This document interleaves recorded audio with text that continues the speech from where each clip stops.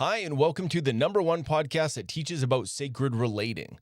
This is the home for couples that will not settle for a mediocre relationship, that they know there's something more, and they understand that thriving relationship wasn't something that was modeled in our culture very well. Most of us didn't grow up in homes where it was modeled very well.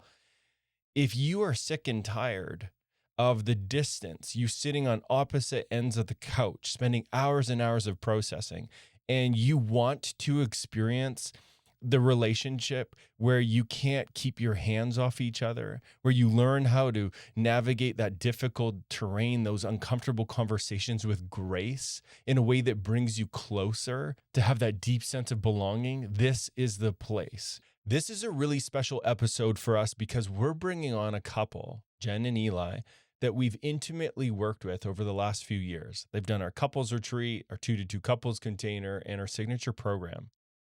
This is a couple that has decided to invest in themselves, invest in the love that they wanted to experience, that they knew was possible in their relationship. And they have it because they've done the work, because they've leaned into the places that most couples are afraid of. And that's being seen in those dynamics, in the patterns, in the sticky places, sharing and expressing and exposing the vulnerability of being in love with another person where it's not ideal. Courtney and I, over the years, have found so many couples resist investing in themselves because they don't want to be seen in the places that aren't the most evolved, thinking, projecting that no other couples are going through it. But the reality is we all are on a level until we learn the principles and the frameworks that bring us into a higher level of love, which is the sacred we. What I want to invite you into in this episode is really listen and feel them here. If you're able to watch the video, watch the video. What's really beautiful is this is a couple that you can really feel are living from their heart. They are connected. The bond is visible. And I want you to see that in them.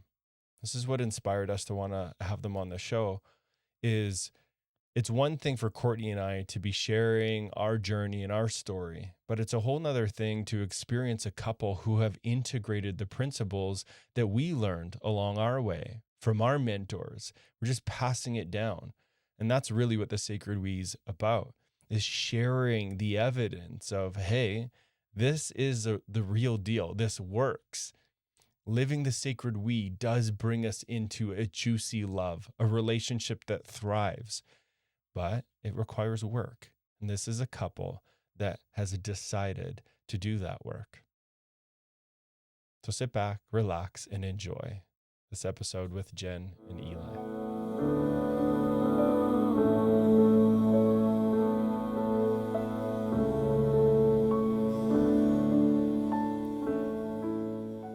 Welcome to everyone listening.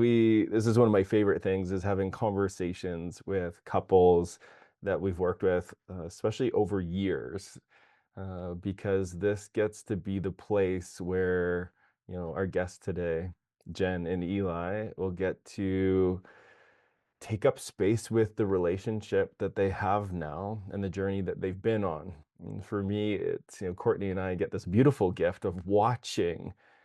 So many times we've been brought to tears getting to watch the level of connection and juicy, sweet intimacy that is alive now in the day-to-day.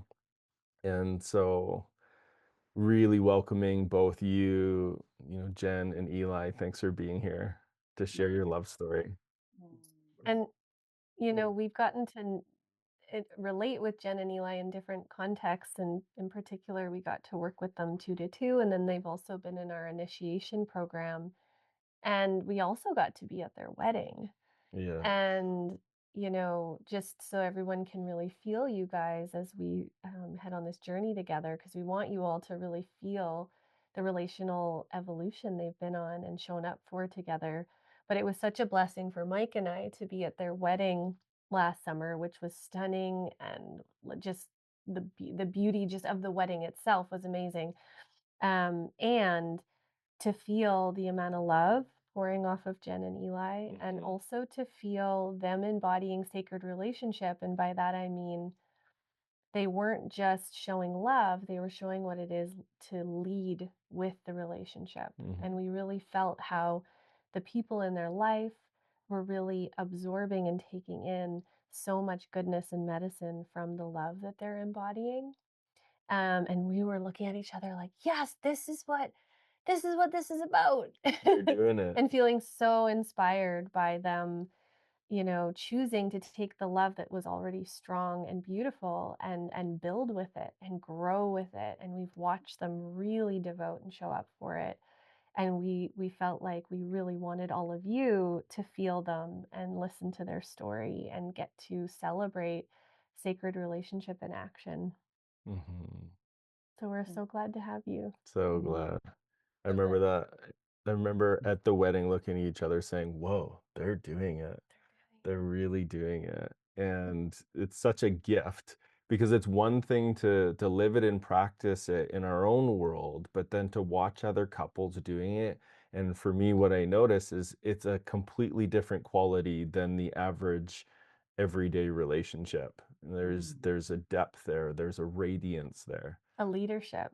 a leadership, yeah. Mhm. Yeah. So, okay, so now we're going to ask you a question. So, take us back to before you started working with us. What was your relationship like on the surface, and what was maybe going on underneath? So we always had this intense bond. Just there was so much love. I remember Eli would always we got a lot of attention in our relationship as well. Like people would comment outside, like, we're that power couple. We're that power couple. People would ask to take photos of us. And we were just really in love. And there was this connection.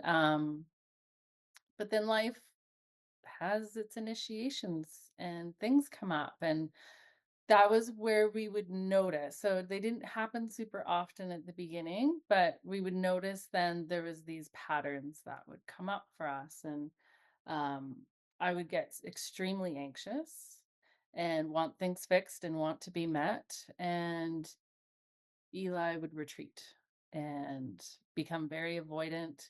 And it was just, we were in this place and so divided. And yeah, we just couldn't connect. And it just happened over and over and over again. And we just could never get that part. That part was always sticky and it was always the same pattern over and over and over again. And I was like, I'm giving you the manual. Why aren't you reading and understanding how to meet me? And because now, since I've learned through our work, is we were really, and we thought we were so connected. So I would never say that if you asked me before, I'd say, yeah, we're in this soul place, but we weren't.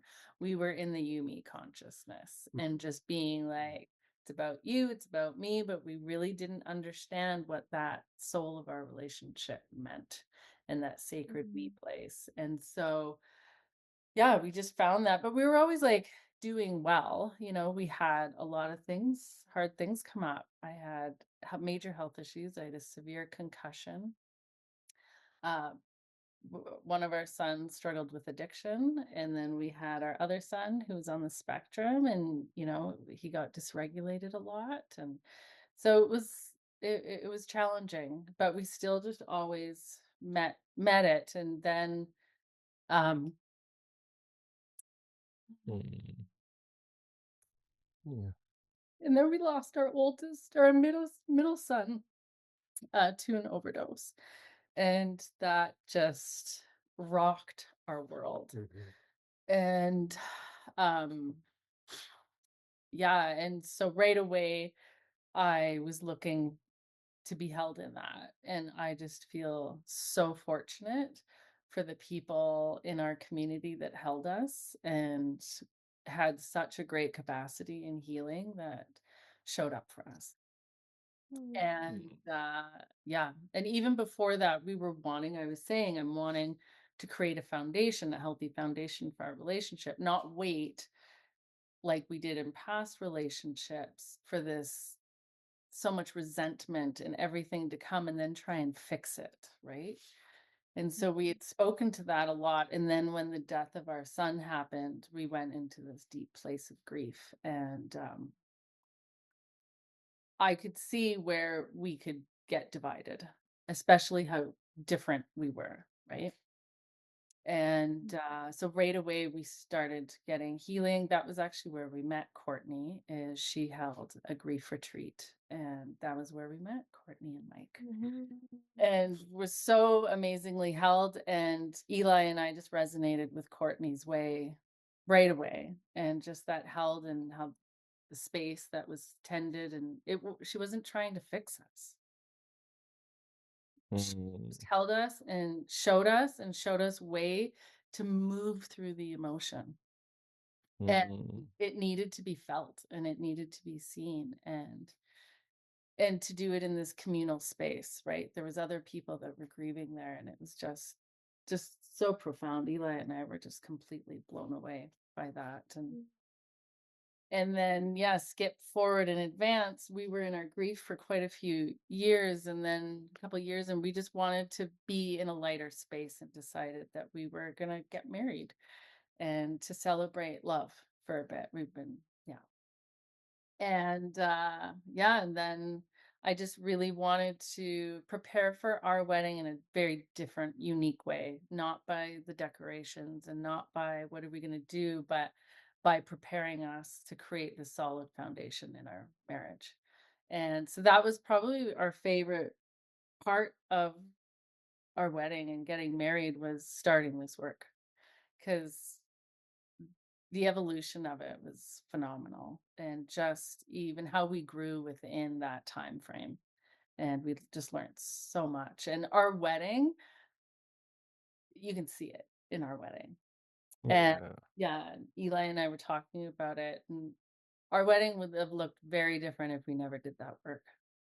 Was there a specific moment or conversation that happened when you guys were in that, maybe that phase where there was the years of the grief, that led to having that decision moment of, okay, here's this 2 to 2 work. We want to move towards that. What did that look like?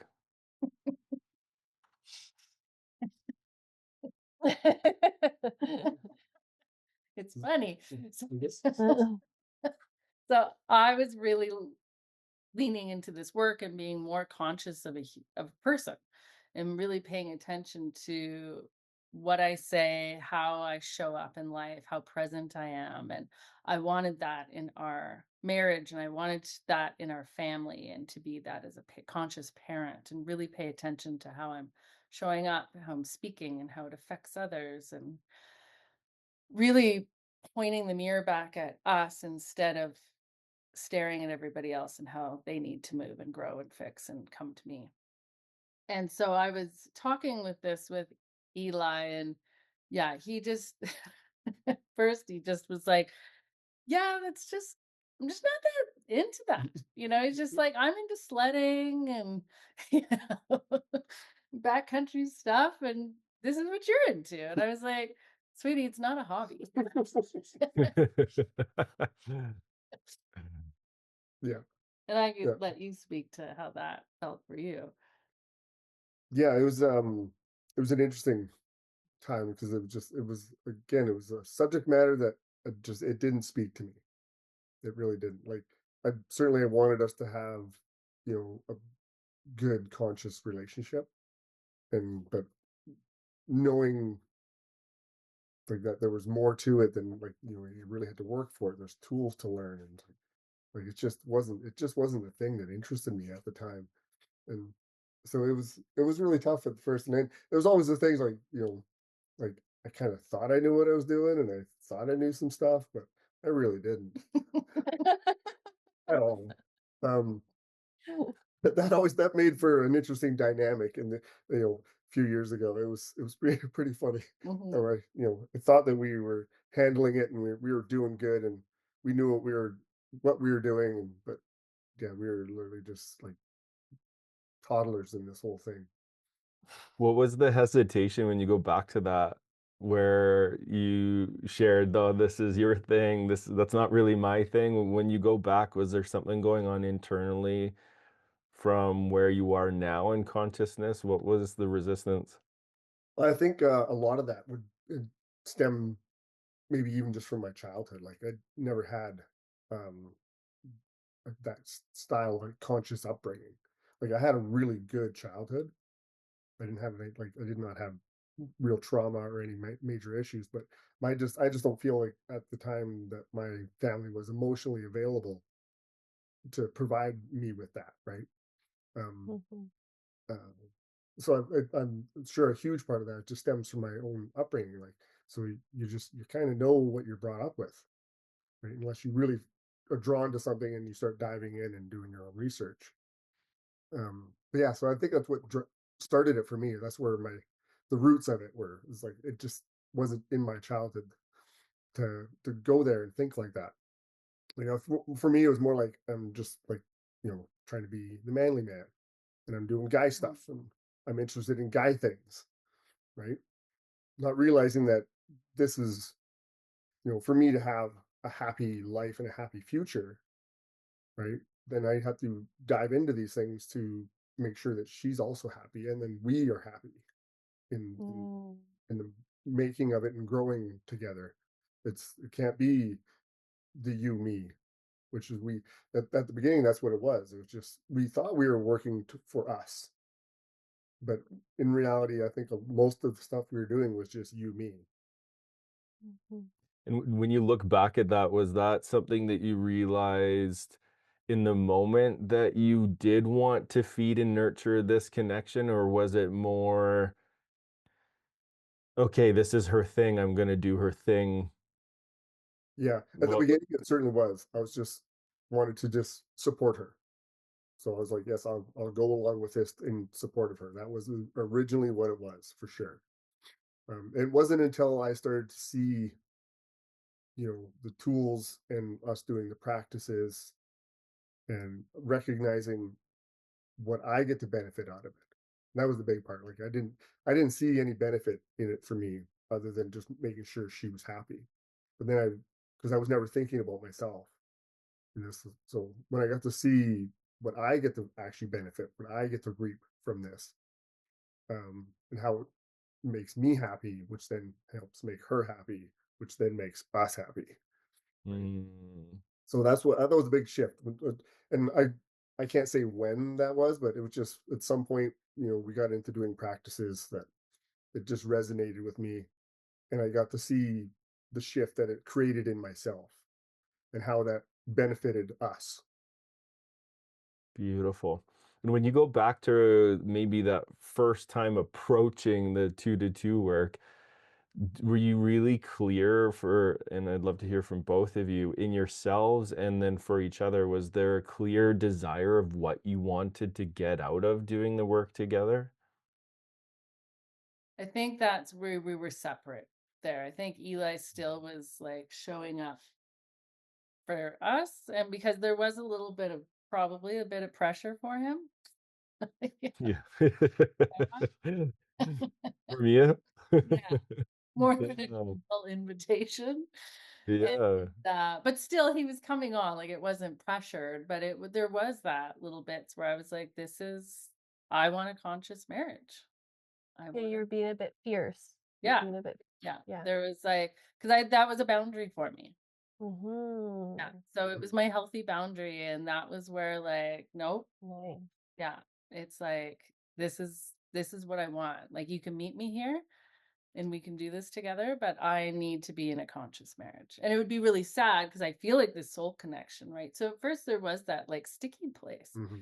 Yeah, for Mhm. sure. And so I think when I came in, I had a little definitely more awareness of what I was looking for. But when I look back, I was still really flailing. Yeah. Mhm. So I knew like I was being guided. Uh, Mhm.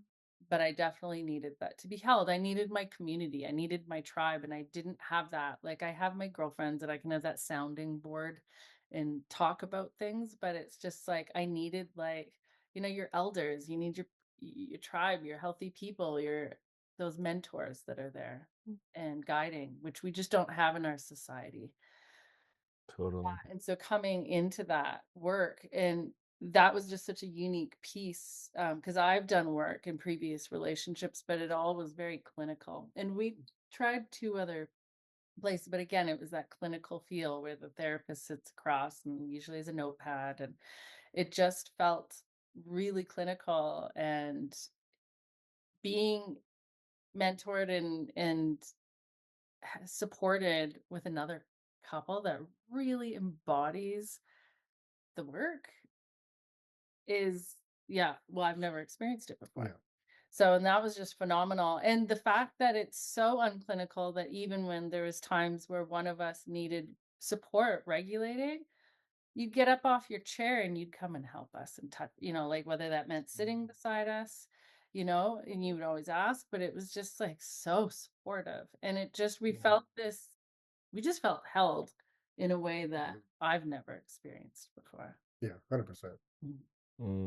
Beautiful. Wow. And was there something for you, Eli, that surprised you once you were initiated by that fierce feminine, you showed up and you were Absolutely. So going to do the right thing? What surprised you? so like she said, she had her boundaries and she meant it. Like that was a real, she's like, this is my boundary. Like this is where I want to go in our life, right? And so and it wasn't uh, false threats, right? And so I basically I hit I come to a turning point. It's either I have to, you know, put in, go in all in and put in the effort and do this to make sure like I save our relationship, because she has her limits, and justifiably so. And so that was my turning point. I was like, okay, this is real. This is one of those things I would just brush off and like next month it'll be fine. And it's like this is not going to change. So that was my big turning point there. It's like, okay, I got to go all in on this then. And then once I actually did, and then I was open to everything and open to suggestion, open to the work, then I realized like how much I actually enjoyed it. Right? It was something I had a door closed to it the entire time. Like I was totally cool to open the door, but I wasn't really willing to go through it yet. Um, so yeah, when I finally went through the door, then it just was, everything just got easier and easier. We started doing the work. We started sharing. We were doing the practices, right? And yeah, it's made a huge change for me. And that was probably the pinnacle transformation, when she really initiated her boundaries of like what she wants for us, and to have like a truly conscious relationship, and like go deep within ourselves and within our love, and our future and our family and everything, and not just Was there had to get out of the surface. Yeah.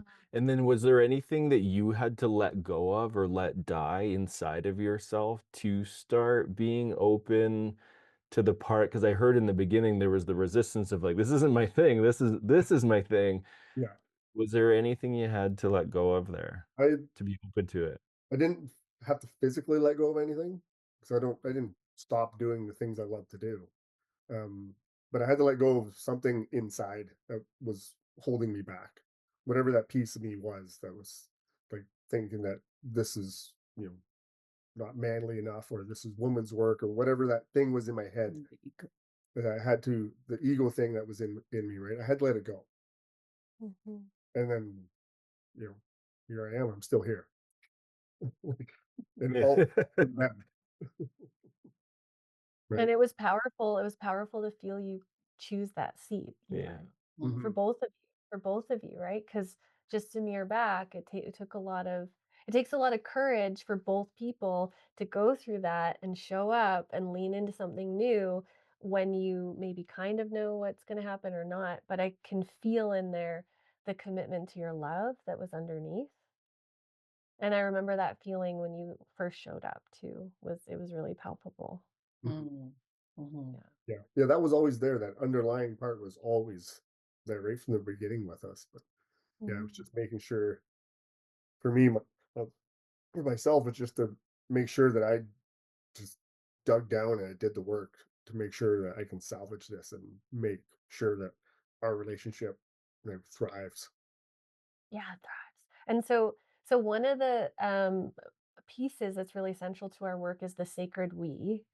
And this is this concept, right? You have spoken to it a little bit, but just to explain, this is this idea or concept experience that the relationship is actually something that we have to tend together. And it's this we space that is the relationship itself, and that we learn to move from that place and think of our relationship as an ecosystem that holds us. And we're just curious, when did that part start to click? When did you start to shift into that awareness, and what changed when you did? Um, I feel like, Mine's easy. well, then go. Totally. Mine was truly at our wedding, right? I Mm. consciously, you know, I had to sit myself down and, I wrote my vows and I put these words on paper, and I was not going to let myself be the person that did not live up to those words. Mm. Yeah. It took me days to write it. And yeah, it's just I got to that. It was just that was the pinnacle point. It's like I'm writing all this. This is true from my heart, and there's just no way I'm going to not live up to those words. Hmm. Beautiful.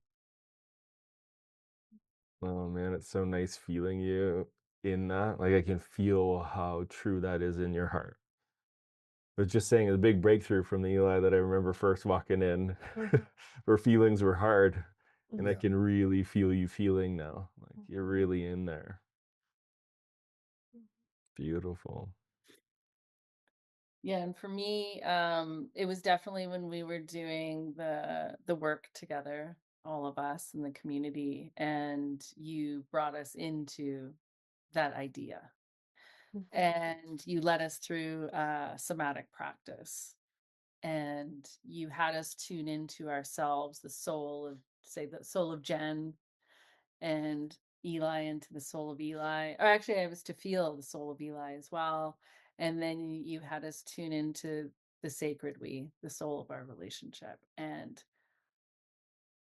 I could see the color, I could tune into everything. And it was just what I felt was so powerful. And then, really, with the teachings and the understandings behind everything with that. And it's like, when we are in our relationship, it's not about what does Eli's need and what does Eli's soul need, but is what does the soul of the relationship need? And that was the biggest aha moment. I was just, I see where I have been not going wrong, but where I was misled.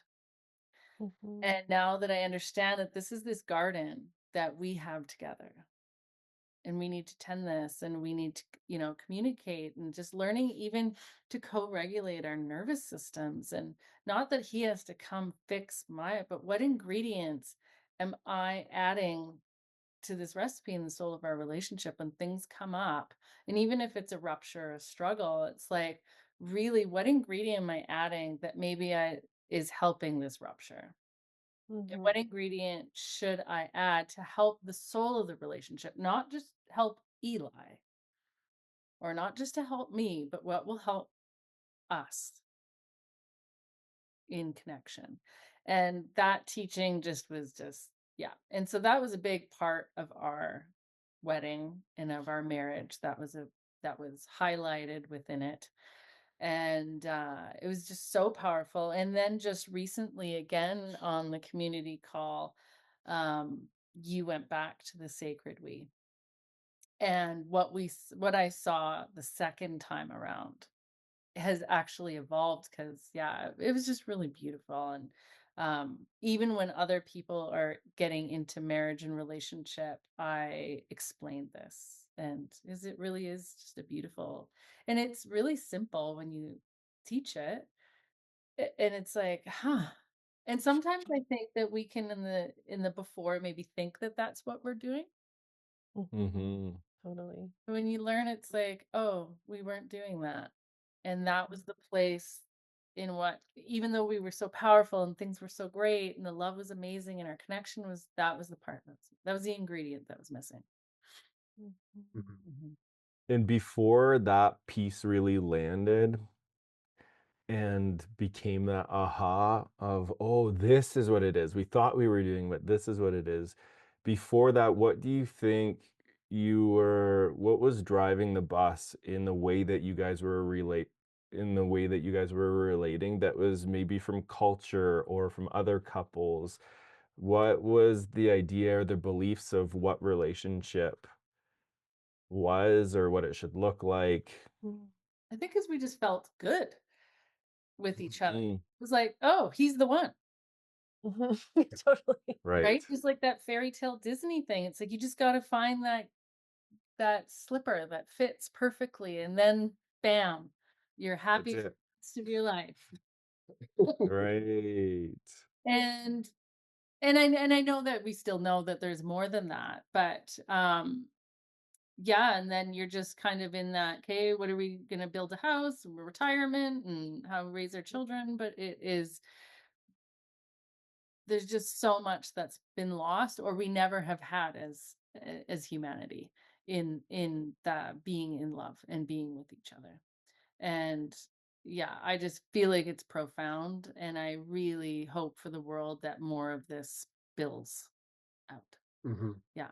Because once you're here, it's just I couldn't imagine. And like if it could start earlier, like, Eli's in his 50s, I'm almost 50, and it's just like, and we're just kind of in the beginning of this evolution of our love. Wow.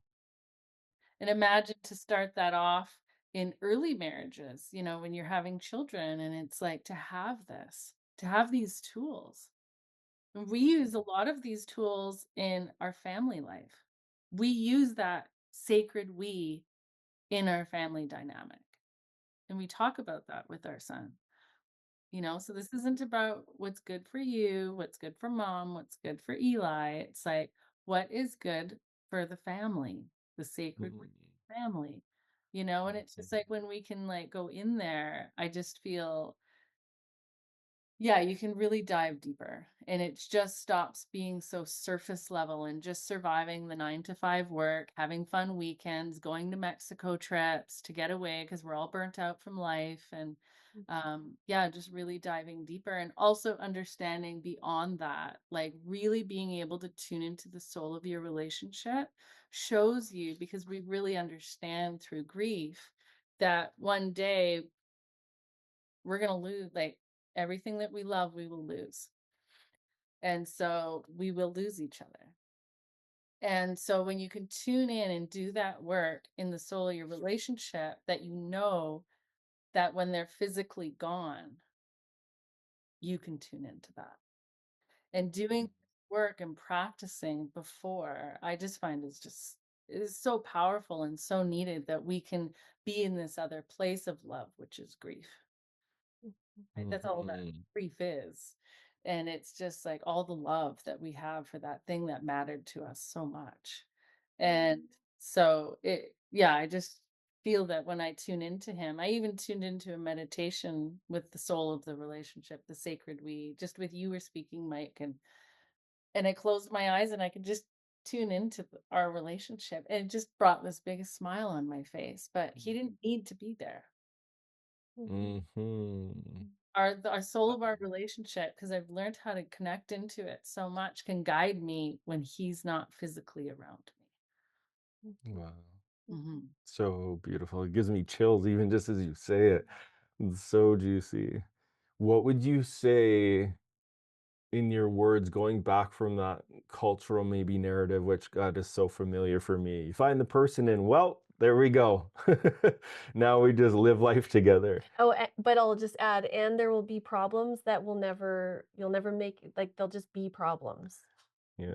They'll just be there for the rest of your That's relationship. just what it's like. And That's what it is. that's just what's here. Yeah. Yeah. Yeah. What would you say in your words is different about the sacred we? What's different in the experience of it or in the being of it? versus not being in it. Just before discovering, before landing in the sacred we, being in the old cultural kind of just way of being, what would you say is different about the essence of the sacred we, just in the day-to-day life? Like, what are you doing that's different from before the sacred we landed? Everything. I do Mm, everything. I when I'm just doing random things, I think about how it'll affect her and how it's going to affect us. Just wow. from like literally just like go to town. I used to just get in the truck and drive to town. But now I'm like going out of my way to make sure I communicate with her to let her know what I'm doing. It's like, okay, here's my timeline. I should be back around this time or whatever. Or I'm in town. Like, do you need anything? It's just taking the extra steps now to consider everything I try to do in my daily. I try to consider what it will do to affect her, and Wow. or what am I doing that will affect us in the long run. So yeah, I find like that's I can't say I do it all the time, but it's certainly a conscious thing I strive for. Is trying to make sure just in the daily I try and think about us, like how does what I'm doing affect us, as opposed to before it was just like I'm just doing what I'm doing, right? Mhm. And what does that give you? So now that that's your new way of being, what do you get from that? Oh, I get the benefit of coming home to uh, a very loving, conscious woman who's Mhm. very appreciative of the things that I do because Mm. I'm involving her, keeping her in the loop, even for the simplest of things. So that's a huge benefit I get. Yeah, and I Beautiful. feel just with the I am just always in this place of how does doing this benefit, right? Us, our family, Mhm. our sacred we that we have together. Because I used to not live in that consciousness and I thought I did. So I would just be doing everything in the house. Mhm. Family. But did that really serve the sacred we? No, we Mhm. had a very burnt out, resentful wife on the other end, right? And so now doing it, I'm a lot more mindful. You know, I have even my son doing his laundry as much as it twitches me and I want to go get it done. And now I just don't even think about it. He goes and does it because it didn't serve me doing everything for everybody. That wasn't doing it for the we. Hmm. That was me doing it for myself and doing it for them, thinking I was doing it for the we. But the nervous system of us was not co-regulated like that. And so I just find it's immensely I'm just a lot more conscious, which I would have thought I was conscious before, but I really was not. And my nervous system, I ran heavily dysregulated. Yeah. Mm. Yeah. And so to be in this and also like for us and to be in the sacred we, how do I need to take care of myself and meet my own needs? Instead of just expecting my husband to come and regulate me all the time. You know, that was a Mm. big aha moment when we were at your couples retreat. And because we had a moment that I realized I was always asking and expecting Eli to come into my fire, to come into this huge forest fire of my dysregulation that was going on, my anxiety. And I was like, why aren't you coming in here and saving me? Come on, come burn.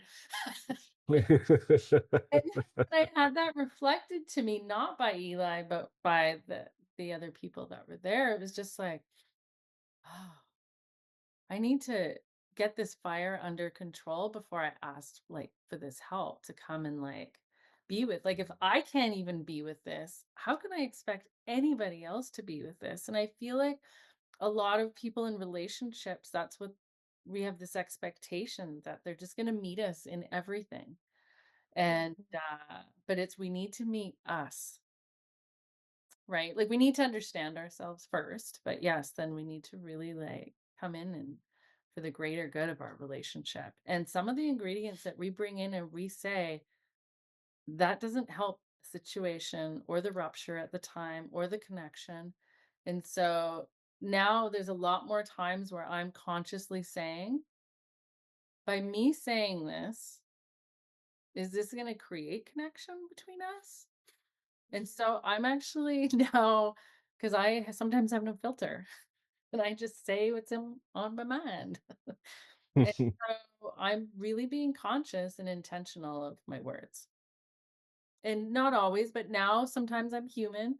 And so in our household now, we have we do's. Mhm. Take two. Yeah. Yeah. Nice. That's Yeah, really yeah, good. the redos are great because it's like that whole, it's, there's no animosity involved. There's, nothing like that. It's like, hey, do you want to try that again?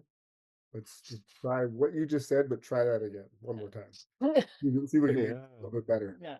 And just like realizing, Nice. like I'll say, I was like, hear it. And it's like, oh, that could not have landed well for them. And I'm Wow. really sorry, and take ownership of that and acknowledge that. And then can I have a redo? Can I take two, three? Let's try this again. Yeah. And so it's really beautiful, like being conscious about us in the nervous system of the relationship, not just like the nervous system of you and me. And yeah. So it was just, yeah, I couldn't even imagine going back to that unconscious way of being. And most people wouldn't consider themselves unconscious, but when we really understand what that is, it's like, oh, it's like a greater of society. Mhm. Mhm. Yeah, I really get that. There's an easy place to just get lost in well, this is just how it is until something else is experienced or seen or felt. And then I think of all those humbling moments. Oh, I really didn't get it. Like this requires work, this requires effort, this requires leaning in and learning about each other. And so, God, when I think of when we did the two work, there was already so much value there in just that. And we did the retreat too. And we did the retreat, but what would you say led you into a position of wanting to go even deeper to the retreat, to our signature program, which is a year-long journey? What made you want to go deeper? That was still tiptoeing in, because I think a lot of the times it's like, can we afford this? Can we do this? Do we have this capacity to do this? I really want to. And then you're like, ooh, but what might it be like? Yeah. This Mm, or the retreat thing. What does that even mean? Because some couples retreats are like, you're just sauning and paddleboarding, which that of course is a resource, but this was a deeper type of going deep in medicine, right? Yeah, that retreat was phenomenal. Yeah, and Mhm. even though, like, because I had just had surgery, I almost didn't go, and we showed up, and we both needed to be seen and again held like that, and to do that work with other couples. It was always a place for me. It was like, huh. Like, so I, dove in and we're like, okay, let's try this out. And that was because that was when we were like with other couples. And I just realized how much easier it was on the system. And we're all doing this together, and to lift everybody up and to hold it. And it was, yeah, it was really beautiful. Yeah. And just the way the two of you were able to be there. We were talking about that last night, the experience, Mike, when you led that breath practice. And, Eli, it gave Eli a moment, as a lot of masculine can hold in their grief. Mhm. And after the breath work, like, Eli screamed so loud and let the sorrow for our son out. And the two of you, the way that you held it, and because it's a lot just on one partner to hold that. And that is where we need more. Mhm. We We need need support. we need community, Yeah. right? Mhm. Because yeah. it's the one, I think, was one realization too, is for me, was big, was realizing that, you know that I'm not the only one. Like, there's others out there, they have issues as well. Life is heavy for like almost everybody in some form, right? And so doing getting in, especially that retreat, like the group work, being with all the other couples, was great, right? It's just that realization, like, oh, everyone here too is suffering in some way, they have something going on, right? And then we all get to heal communally, right?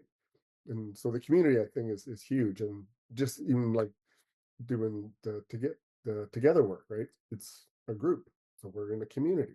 Like we're not all in the same room, but we're all face to face. We all get to see each other. We all get to hear each other, And right? seeing the commonalities of like there is some commonalities in the masculine and the feminine, and when you can see it in a larger range versus just your husband and wife or your partners, Mhm. then it's like there's less projecting going on and the rolling of the eyes, right? And it's like starting to understand different. And that was probably one of, well, Mike knows this, but that was a huge aha moment.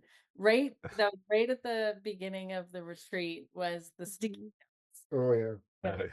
So Mike did this, led this practice and said how we put projections on our partners, and with those projections, the more and more sticky notes that we're putting on our partners, we stop being able to connect, and we get so many sticky notes that then you don't even see your partner for who they truly are anymore. And that just resonated because even though I loved him, I had sticky notes.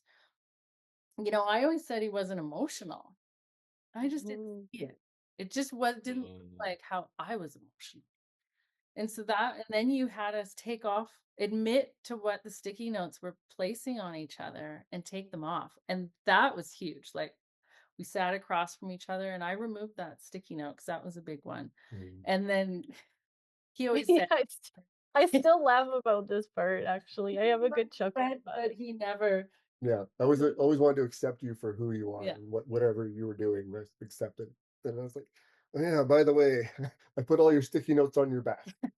It's like, I feel them. He's like kick me signs. Yeah. Oh yeah. And that was powerful because that analogy still plays out all the time. Mhm. And so I'm really careful of that sticky note that I'm placing on people and others, not just the relationship. Mhm. And so that was just huge. Yeah. Yeah, it was helpful. I think it was really good being in that moment, Mike, where you led that too. Then just speak the sticky notes, right? Speak to them, not to be like, oh yeah, I like, I do this. I project on you. Just like literally say, what am I projecting on you? And then you Mhm. own it.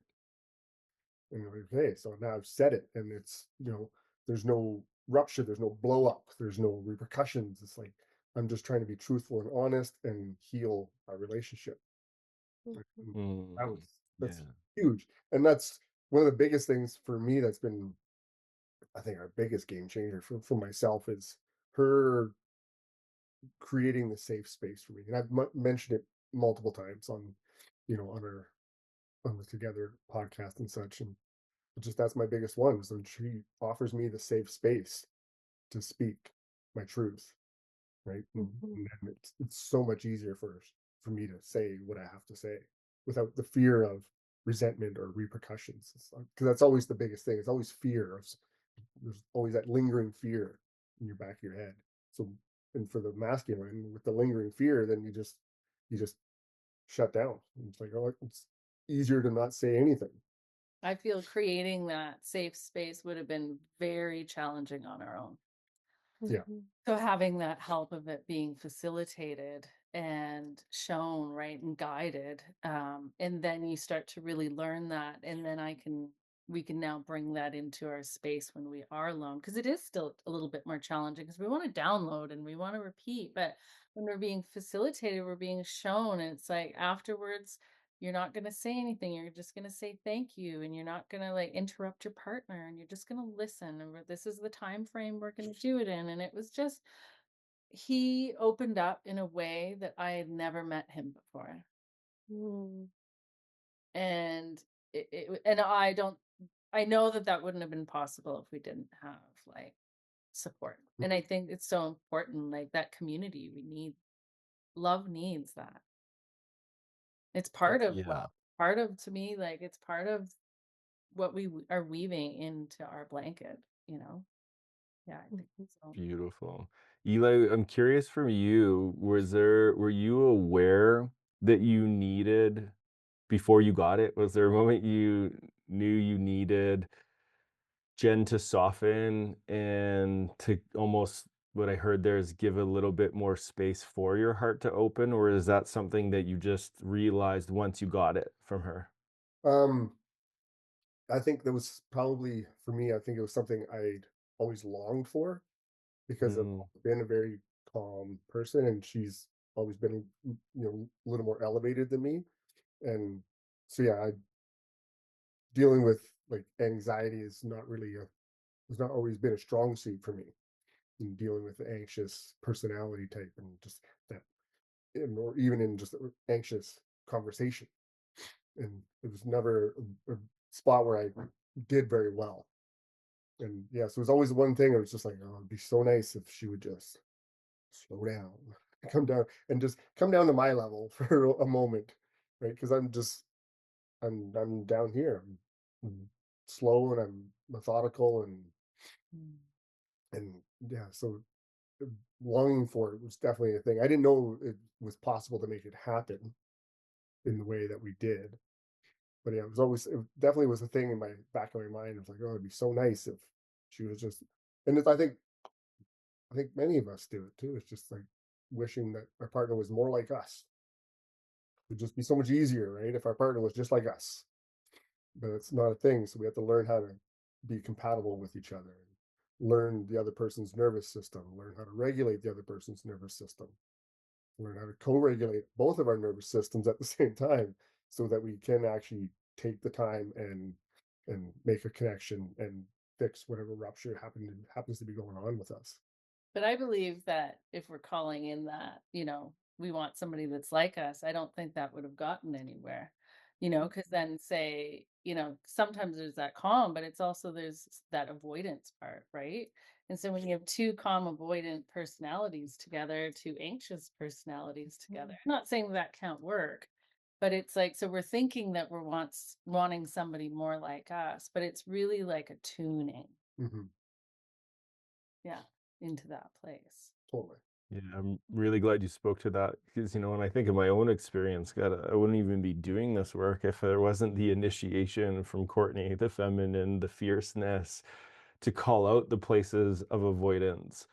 And it's just really beautiful to feel you guys moving through the relational dance of where it was. And what I'm hearing in everything you're sharing is where you consistently move towards each other, where there's an opening, there's a curiosity, there's a willingness to challenge maybe the default thoughts, the default ways of being, in service and care of the other and each other and serving that relationship. Mm.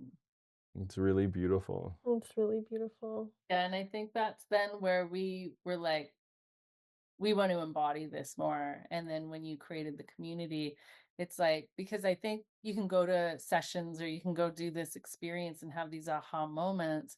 But if we're now not embodying it, and how am I going to, what's the word I'm looking for? Like initiate. Integrate it Yes, or initiate. integrate it. Integrate it into our day to day, then it can kind of disappear. Right? We can Mhm. all have these big moments. And so that is where I felt like being in the community now, we've been able to integrate all of this. And because it's like we're devoted to a time that we show up for our sacred relationship. And it's like once every 2 weeks. And it's like, it's phenomenal because then we're just practicing and we're building that muscle. You can't just go to the gym and have these like crazy time like for a weekend and be like, now I got these muscles for the rest of my life. Gotta keep working on it. And so I feel like that's where the community just really has led us. And now we're not just able to speak it, we are practicing it. Because for a while we were able to talk about it. But what was challenging was then when the rupture and it was sticky was happening. Oh, let's go back into our old patterns because that's way more comfortable. Yeah. And it was just like, how do we get this? Because we get it, but our systems isn't getting it.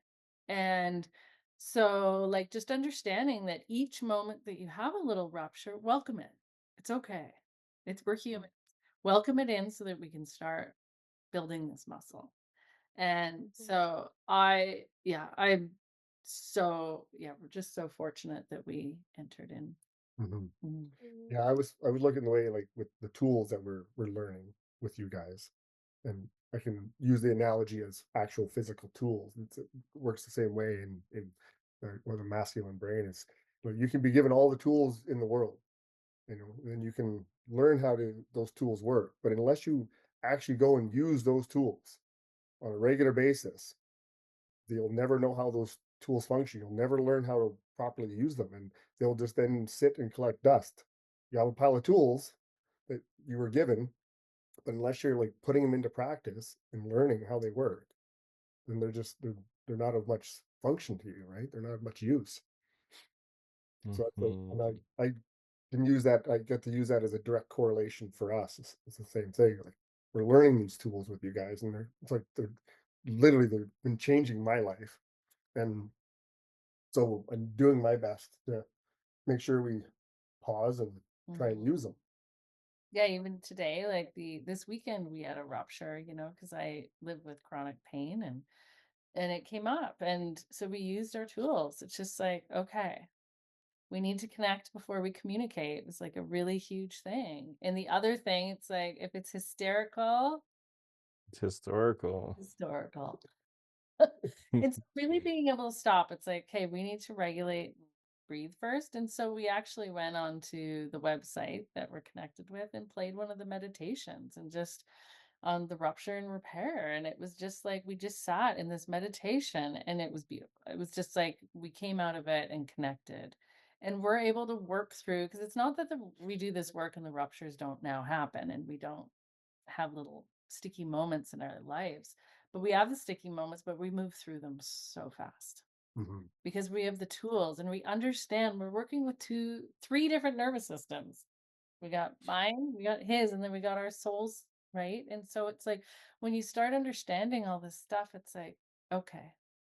And and sometimes it's like I have to be more on, and kind of facilitate that because he's just not like sometimes he's just like more the whale and he's calmer and he's on his island. So he doesn't see what's happening.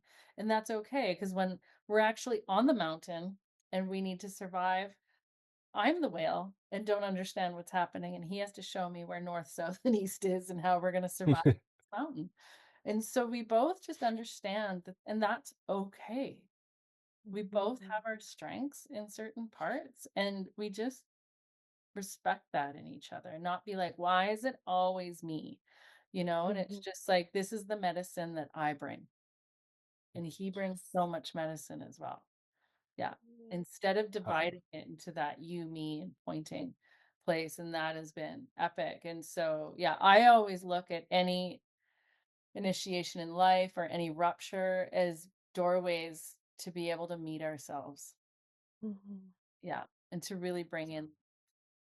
And I think one of our most, I've really loved how you taught us the North Star,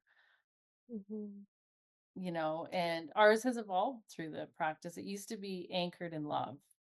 And now we have evolved from the last call as rooted in love. And so, and, like when we can root into our love and connect first before we do anything else. And just, it's because our mission to be like vision statement is really to be growing, like being in relationship to be able to reflect to each other so that we can grow and using it as the relational mirror and really, really, truly seeing ourselves from the reflection. Because I believe if you're in conscious relationship, that is really what we're doing is we're learning and we're growing. That's if we aren't doing just the surface relationship. We actually want to hear what the other person has to say. Yeah.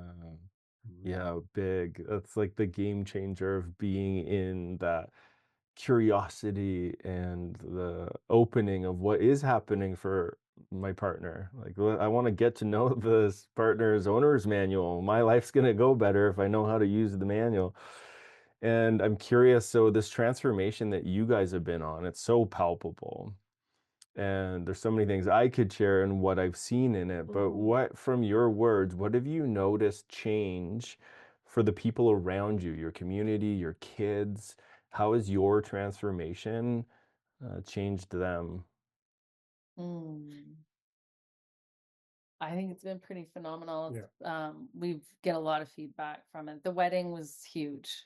We had a lot of friends connect with us during the wedding, after the wedding. A lot of people messaging us like in tears and calling us and connecting in. It just, just seeing this change their way of how love was. And, we're middle-aged, so some of our friends are in the midst of divorces, and so some people can kind of give up that hope or have that um projections on the feminine or the masculine, and how I'm never going to find one, there's not one out, and really seeing this new way. And because I wanted also for everybody to see that this isn't just my Disney prince.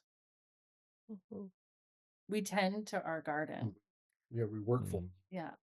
And we make sure that we have our tribe and our people, because our love just isn't about him and I, right? It's the people, and everything that we bring into it affects our love. And so, yeah, it's been really beautiful. We've had so many amazing reflections. Even just the other day, we had a dinner party, and then after the next morning, everyone was messaging us saying how much they enjoyed, being with us and coming for dinner and just being here with us. And just because I don't know how it's how we facilitate our gatherings, or I'm not sure, but people just Safety. people just see it in us, and it probably radiates from us because we just have a very safe and comfortable, loving relationship, and that just I believe that just radiates out, and everyone gets to see it. you know and with our son as well, like, we're same thing, we're giving him the same tools that we're learning so that he can grow and learn how to regulate himself and see what like what an actual loving relationship can be, so he can grow up seeing that. Like, he grows in a household where you know like us regulating with each other, because we regulate with him as well, and just he gets to see that that is a normal, right? So that's how he's going to get to grow up. So that we can only hope that that benefits him in his years as he's a teenager now, and as he gets older, and then ends up on his own. We're really hoping that what we have radiates onto him, and he can then himself have a better, happier life and relationships as he gets older. Mhm. Wow, nice work, you two. Yeah, and I believe that it's the legacy that we want to leave behind, is breaking some of the patterns, and like doing this work and showing up for each other and creating a new way for the ones that come for after us. Yeah, beautiful. So if there's a couple listening right now who's in the place that you were in before, Mm. feeling stuck, maybe disconnected, maybe wondering if this is fixable, what would you say to them? I'd say trust. And, I think there's this place that right now, what I can hear from a lot of couples, like, that I can't afford it, I don't have time, I do, but I find it interesting that so many people have time and finances to go traveling, Mhm. to go work out, they have personal train, whatever it is that they're doing, they're buying clothes at the boutiques in town, or eating out and the bills are at least $100 a pop, a lot of times. And so it's really devoting yourself. This is being in relationship, especially a marriage, is it's a lot. And so I think it's so important to really invest ourselves in it. And so, because we do this, like at first everybody was asking us what was wrong. Why are we going to so much Yeah. therapy? Yeah, Yeah, totally. that was our favorite one. Yeah, it's everybody was like, hey, It they must be really they bad. call it Something is. therapy a lot. And I don't really call it therapy ever, but they seem to look at it that way. And it's like, we are wonderful. Yeah. And, and just learning. And then the people in our lives are really starting to see how we show up. And now, because we've had some big things in our lives, we've contested and been in this initiation in life with death of children and so much stuff. And it's really just being able to show up for this. And it's so, I just, can't imagine not having this and this safety, this level of safety in your life. And that's what I invite in. And it's really not that you two fix anybody, right? It's you hold that space and mentor and guide. And it's just like that in itself is just, yeah. And we feel so in tune to the soul of our relationship now because there's been a bond that's happened and that's created this level of safety that I've never had with another couple, like dad and mom or anybody. I've never had this level of safety with another couple. And Eli and I were talking about that this week, and we were just saying that even if Courtney and Mike were out of our lives, we can still tune into the soul of our relationship. And it's just like you will always be a resource for us. Yeah. Always tune in, and it has been just such medicine, and you've really been able to witness it in our lives through us raising our child and our wedding and just in being and in our grief. And I couldn't imagine doing that journey without your support. And we just feel, yeah, like it chokes me up. And I just feel so blessed that you were here exactly when we needed you. And I think sometimes we get in our own way. And I was in my own way for a long time. And the minute we like step aside and just really like welcome, it just starts coming. So as soon as you're open to it, right? As long as once you open your heart to the idea of just accepting help and accepting guidance of any kind, then it just starts flowing towards you, right? And after a certain point, you don't have to look for it anymore. It just shows up. And everything does. It all just lines up. And it has, like, from the moment we first met you guys, and it's just evolved. Like every step is just another evolution. We keep gaining more, we keep learning more, right? It's just I don't know, I'm looking forward to what's still to come. Yeah, that we don't know yet. Yeah. But even doing the work over and over, like, because now we've repeated the couples community and now it's landing because it's like, okay, we learned the language of what was that again? Let's practice this again. And it's just like, oh yeah. Yeah, I like that. Right? It's my favorite is how we're going over it again and reiterating the old stuff, what we already went through, but now it's like Landing. it's like you're hitting it at the same subject, but we're going up a level kind of idea is what it feels like, right? Like, okay, we're addressing this again, but now we're going up here to address this. We're on to the next, like, I guess the next level of it, what it would be, right? Yeah, it's been great. Yeah. Beautiful. Makes the word that comes up for me that we share in our work so often with each other, hey, is juicy. Juicy. So juicy. And just getting to feel you guys in this arc. I'm like so grateful to hear you guys share this journey that you've been on with each other, with us. I feel that bond so deeply, and just getting to deepen in relationship over years and watching what comes from that level of the word that I've heard you share many times in this conversation is the safety. And like what can come from safety? It's everything. So it's just incredibly grateful for you guys sharing the soul of your relationship with other couples listening. I know for me that's where I end up experiencing more safety is getting to witness other couples doing something that wasn't modeled growing up, that shows another way. And so thank you both for leaning in and doing the work for yourselves, but for all of us, for humanity. It's so refreshing to be around. And I think for so many couples, they're walking around with this feeling like even if they did show up for support, that it wouldn't change that much. Like there can be this story that, oh, like, it'll just, and I think it's important people understand how much can shift. and Mhm. how much life can be different. And you guys are just helping us feel that. And I just want to reflect back, Jen, way to initiate the masculine and really embody too as the feminine that willingness to keep softening and getting and owning your role and your place and then showing up and refining in it and just like deep bow that's a lot of mastery. Like we're feeling someone who has a lot of mastery that you're able to do that.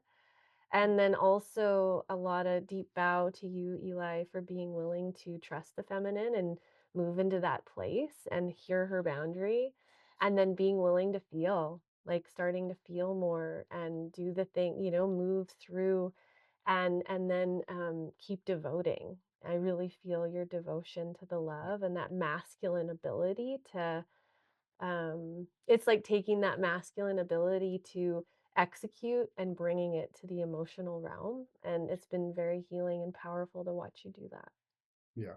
Yeah, for me, that's like on the masculine, like, mentality side of it. This is one of those things where, like, I will only get out of this how much effort I put into it, right? So that's, it's a decent analogy for me to look at it that way. It's like, the more I put into this, the more I get out of it.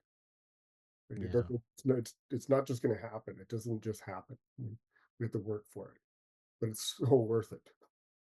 Mm. Yeah.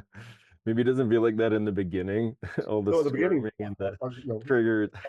obviously the beginning is tough. It wasn't a super easy road by any means for me, but like I'm like more than happy now that I've just decided to go down the path and open up the door and go through the door with her and do the work.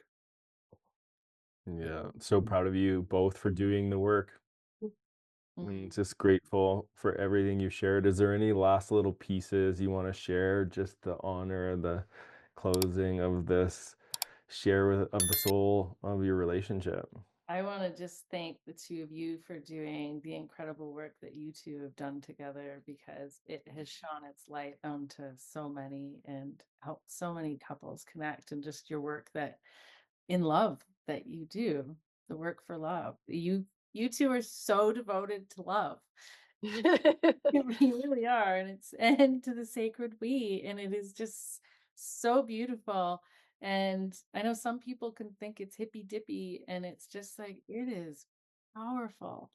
Like showing up in this is phenomenal work. And yeah, the more and more people that get touched by you, it just keeps shining and shining and shining out because as we just did the work and now our work is shining to other people because they can feel it, it's palpable. And so we just really, I'm very honored to do this work with you and just thank you for creating this sacred we in the whole container and so much safety. Mhm. Mhm. Mm, That's thank you. huge. Yeah, You thank should you. thank you too for like leading us down this path.